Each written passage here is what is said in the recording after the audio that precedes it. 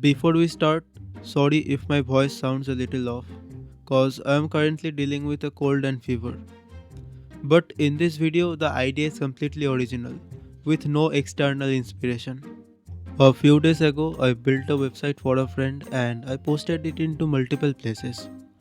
And honestly, I didn't expect this, but it won a site of the day on GSAP, got picked by Musli, and received an honorable mention on awards.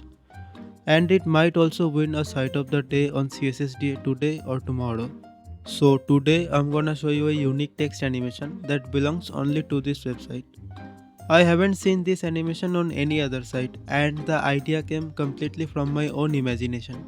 If you enjoy this kind of breakdown videos for complex animations, make sure to subscribe. More animations like this are coming in future videos. So without wasting any more time, let's get started. In my layout.js, I have imported a custom font called Tanker and integrated Lenis to enable smooth scrolling. This is the proper and recommended way to use Lenis inside a Next.js application. Inside Page.js, I have imported a component called Structure, and this is where we will create the layout for our animation. Here I am giving the wrapper full width. It will hold two full screen sections. I am setting the full screen section to position relative and using overflow clip. Overflow clip or overflow hidden is important here. Otherwise, when the divs start falling, they can cause layout issues. Inside this section, I am using an image and setting it to full screen. After that, I am creating a full screen absolute div to place the text over the image. I am using flexbox to center align the text within the full screen section. I am using an h1 tag for the text and setting the font size to 9pw. The text is white and center aligned. Also, I am reducing the line height and letter spacing for a tighter look. Now, as you can see, our first layout is complete. Alright, let's move on to the second section. Again, I am using the same full screen section with a flexbox layout to keep the text centered within the section. For the text, I am using an h2 tag with a 4pw font size and center aligned text. I am reducing the line height and letter spacing, setting the width to 60% and using margin X auto so the text stays perfectly centered. Now our layout is complete. It's time to create the falling text block animation. I have already created a component called fall, and inside the component we are exporting a default function that accepts children, a delay value and a color prop. Next, I am creating two refs using useRef. One ref is for the main element and the other one is for the text element. Then I am creating a wrapper div and attaching element ref to it. Inside that, I add another div to hold the text and I attach text ref to this inner div. Then I am using use effect. Inside it, I first check if element ref or text ref exist. If not, I return only. After that, I store both refs in variable for easier access. Next, I am creating a GSAP context so we can write our GSAP animations safely without running into any issues. And in the dependency array, I am passing color and delay so the animation updates whenever this value change. Now inside the GSAP context, I am creating an empty array called color boxes. Now I am using GSAP split text to break the text into individual words. After that, all the words are stored in an array which allows each word to be animated separately. Now the word array is mapped so each word is accessed one by one.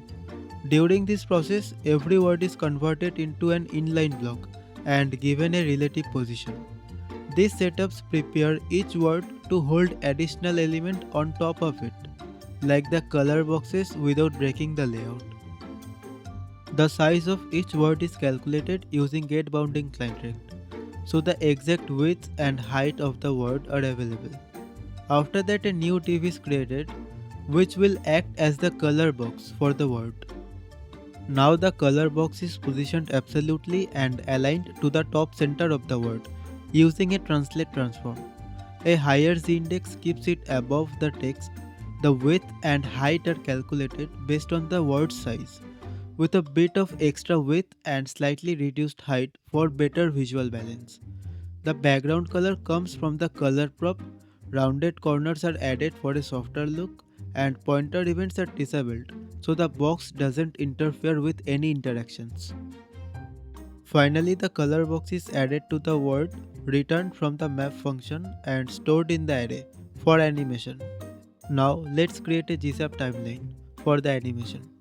Scroll trigger is used to control when the animation starts and ends based on the scroll position.